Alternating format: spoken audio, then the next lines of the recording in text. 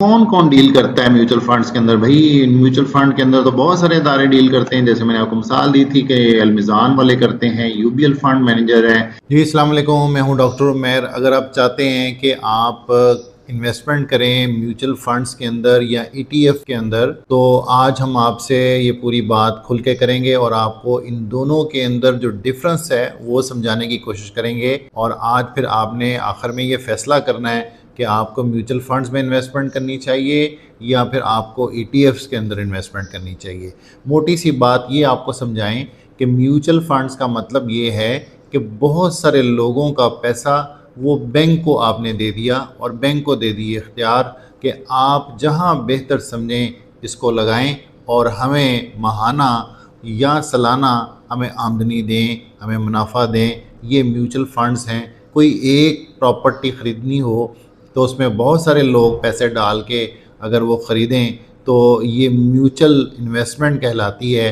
तो इसी तरह लोग पैसे बहुत बड़ा पूल बनाते हैं और ये एक पूल्ड व्हीकल बन जाती है जिससे आप इन्वेस्टमेंट कर सकते हैं। और उस फंड मैनेजर की फिर ये सवाबदीद है कि वो कहाँ पैसे लगाता है। शेयर ख़रीद लेता है, प्रॉपर्टी ख़रीद लेता है, गाड़ियों में इन्वेस्टमेंट कर लेता है, कोई ऑयल एंड रिफाइनरी में इन्वेस्टमेंट कर लेता है। पाकिस्तान के अंदर 560 से ज़ायद कंपनीज़ हैं जो लिस्टेड हैं, वहाँ पे इन्वेस्टमेंट कर लेते हैं, गोल्ड में इन्वेस्टमेंट कर लेते हैं। तो जिधर भी उसने लगाने हों, इसी तरह ही मिज़ान जो बैंक है, अलमिज़ान के अंदर बेशुमार किस्म के म्यूचुअल फंड्स हैं, उसकी कैटेगरीज़ हैं। कहीं पे वो गोल्ड में इन्वेस्टमेंट करते हैं, कहीं पे वो इक्विटीज़ के अंदर करते हैं। तो ये उनका अपना एक स्टाइल है।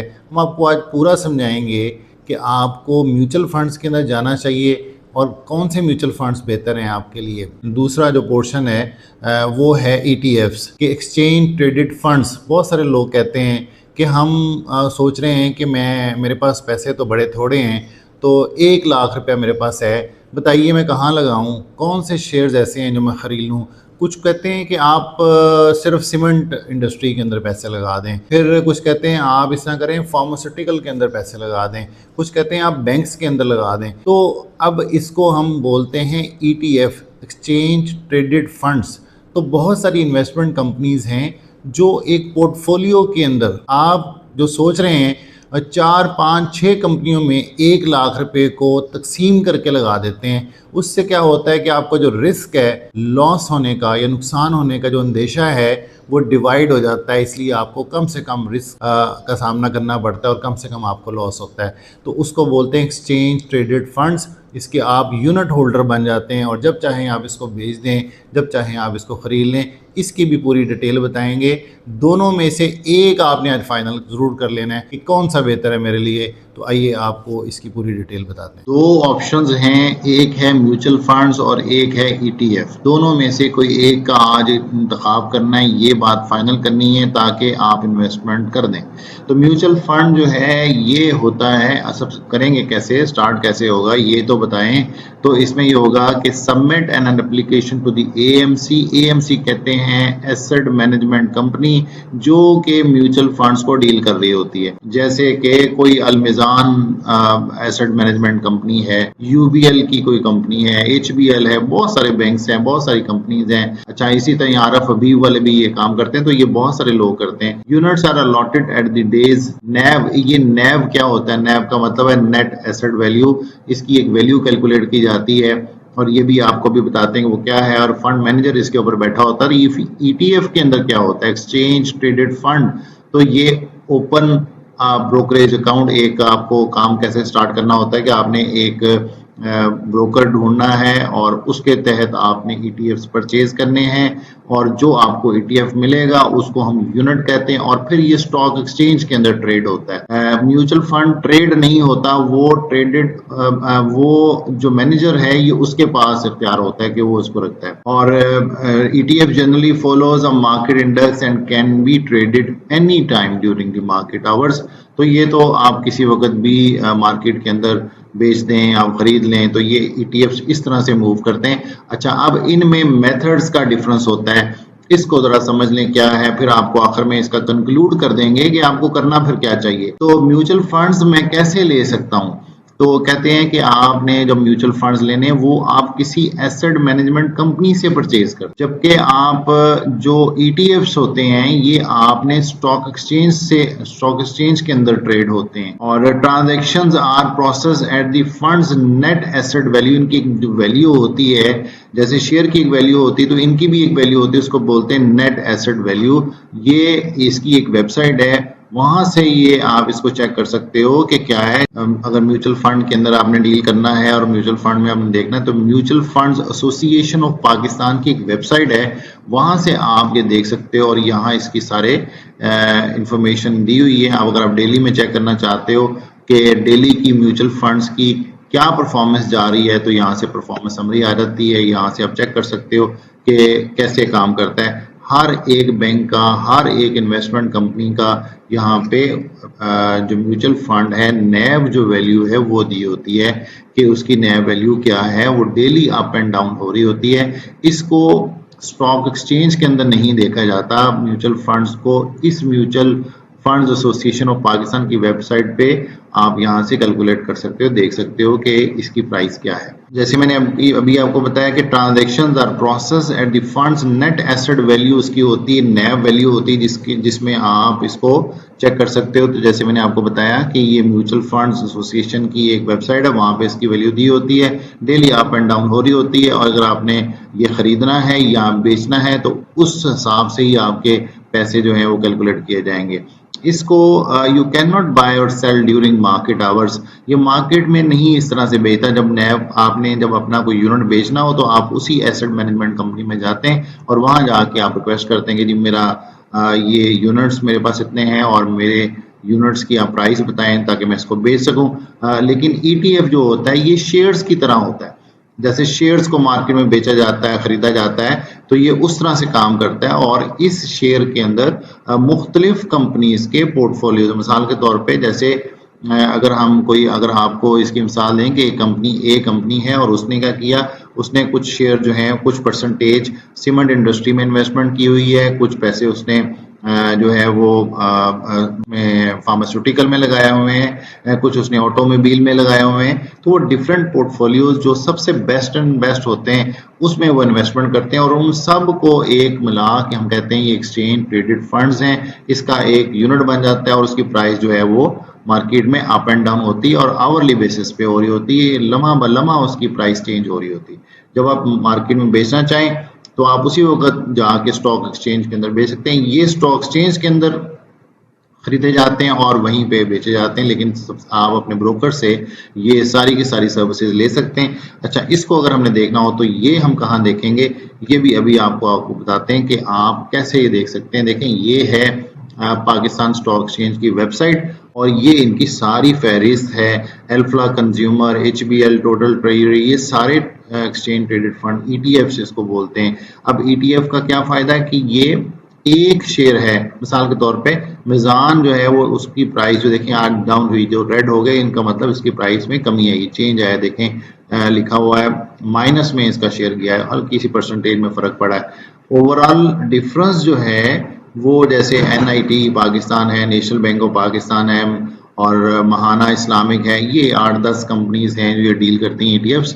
अब उन्होंने अपने उन 8-10 कंपनियों के प्रोफाइल को बेस बनाते हुए एक प्राइस जो दी उसको हमने कहा कि ये ETFs हैं।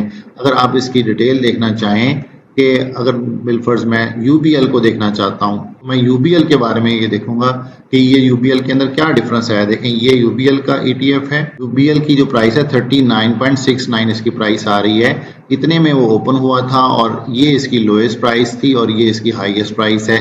तो आप ये इसको खुद बेच सकते हैं, खुद खरीद सकते हैं। तो ये आपके ब्रोकर ने नहीं करना, आपने एडवाइस करनी होती है और अगर आप उसकी ड्यूटी लगाएंगे तो वो भी खुद आपको बेच देगा, वो आपको खुद खरीद के दे देगा। इसकी प्राइस जो है वो अप हो रही होती है और डाउन हो रही होती है। अगर आप इसको यूं देखना चाहते हैं कि एक साल में ETF के अंदर कितना डिफरेंस पड़ा तो आप यहाँ से ये भी चेक कर सकते हैं। यहाँ ये सबसे जो मिनिमम प्राइस थी वो 27.55 थी और एक साल के बाद जब इसकी प्राइस देखें तो 39 रुपीज हुई। अब इस प्राइस के अंदर जितना भी डिफरेंस आया ये आपकी वो जो गेन है उसमें इजाफा हो गया, यानी अगर आपने एक एसेट खरीदा था 100 रुपए का और बेच दिया 125 रुपए का, तो 25 जो पैसे एक्स्ट्रा मिले उसको हमने कहा कि आपको ये इसका गेन हो गया, ठीक है। और अगर आपको इसके बरक्स हो तो फिर लॉस हो जाता है। तो इस तरह कैपिटल गेन और कैपिटल लॉस हो जाता है। तो इसमें जो सालाना इसका जो डिविडेंड है वो भी कंपनीज देती हैं। हर कंपनी का अपना एक हिसाब होता है। तो अगर आप इसको फौरन बेचना चाहते हैं, फौरन खरीदना चाहते हैं, ये सारे राइट्स अपने पास रखना चाहते हैं, ETF खरीदना चाहिए। और अगर आप सारे राइट्स बैंक को देना चाहते हैं कि वो फैसला करें, तो फिर आपको म्यूचुअल फंड में जाना चाहिए। अच्छा, प्राइस में कैसे फर्क होता है? तो भाई म्यूचुअल फंड जो है इसकी प्राइस तो जो फंड मैनेजर होता है वो डील करता है, और ये हर लम्हे प्राइस इसकी नहीं बदलती। इसकी प्राइस जो है वो पूरे दिन की एक्टिविटी के बाद बदलती है, एक दफा बदलती है, हर लम्हे नहीं बदलती। ETF की प्राइस जो है वो हर लम्हे ट्रेड हो गई। ये तो स्टॉक एक्सचेंज में बिक रहा है, और म्यूचुअल फंड तो नहीं बिक रहे। ये तो एक जो फंड मैनेजर है उसे पता है। और इसकी एक NAV वैल्यू जो कैलकुलेट की जाती है कि asset minus liabilities over total outstanding shares, अगर आप उसको कैलकुलेट करें तो एक NAV की वैल्यू निकल आती है। इसकी प्राइस जो है NAV की, वो कौन कैलकुलेट करता है? वो म्यूचुअल फंड जो मैनेजर होता है वो डील करता है। अच्छा, इसकी प्राइस जो है वो डेली अप एंड डाउन जो हो रही होती है। आपने जो खरीदा उससे ऊपर प्राइस चले गई तो प्रीमियम हो गया, और नीचे आ गई तो डिस्काउंट हो गया। तो टोटल प्राइस जो है उसमें इस तरह से डिफरेंस आता है। इसका इन्वेस्टमेंट का बड़ा जबरदस्त स्टाइल है कि ये तो म्यूचुअल फंड के अंदर जितनी भी इन्वेस्टमेंट हो रही होगी, अब गोल्ड की प्राइस बढ़ रही है, आपको सोचने की जरूरत नहीं है। तो वो कौन सोच रहा है? वो आपका जो म्यूचुअल फंड का मैनेजर है उसका काम है कि वो जाके गोल्ड परचेज करे। ऑयल प्राइसेस में फर्क आ रहा है तो उसका काम है उसको जाके मैनेज करे। ये म्यूचुअल फंड वाले करते हैं। अच्छा, ETF के अंदर क्या होता है? अगर प्राइस अप एंड डाउन हो रही है 6, 4, 10 अच्छी कंपनियों के अंदर, तो आपकी कंपनी ने जिन कंपनीज के शेयर खरीदे हुए हैं वो वहीं पे ऊपर हो रहे होते हैं और नीचे हो रहे होते हैं।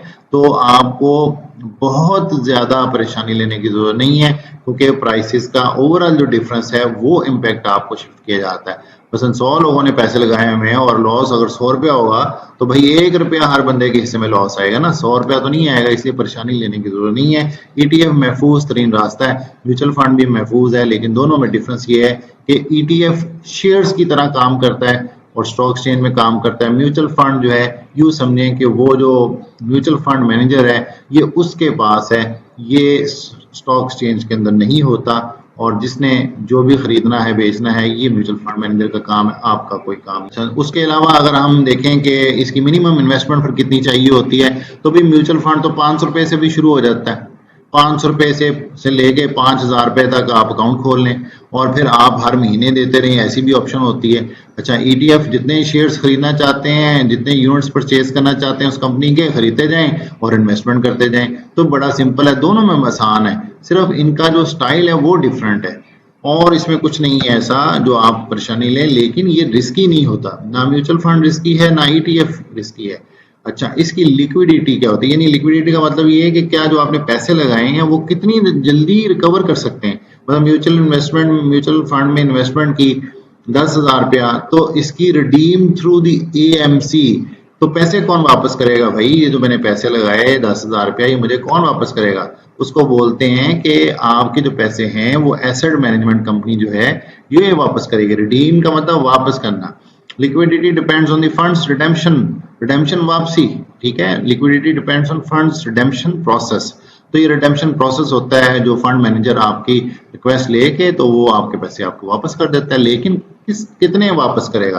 भाई वो एक NAV वैल्यू मैंने भी आपको बताई, नेट एसेट्स वैल्यू, वो जो निकलेगी वो आपको, अगर पैसों की आप जो रेल पेल उसने की, खरीदा बेचा और प्राइस बढ़ गई तो आपको वो फायदा हो जाएगा, उसको बोलेंगे आपको गेन हो गई। और अगर आपको इस सारे खाते के अंदर नुकसान हुआ तो भाई लॉस हो जाएगा। तो ETF जो है इसमें क्या होता है? इसमें तो आपके पास है सब कुछ, वो जो आपको उन्होंने दिए शेयर्स, अगर आपने अलमिजान के ETF परचेज किए हुए हैं, उसके आपने ETF परचेज किया हुआ है, तो आप उसी वक्त जाएं, 1 घंटे के अंदर आप स्टॉक एक्सचेंज आपने पहुंचना है और जाके आपने भेज देना है। आप ये काम अपने ब्रोकर से भी करवा सकते हैं, खुद भी कर सकते हैं, कोई मसला ही नहीं है।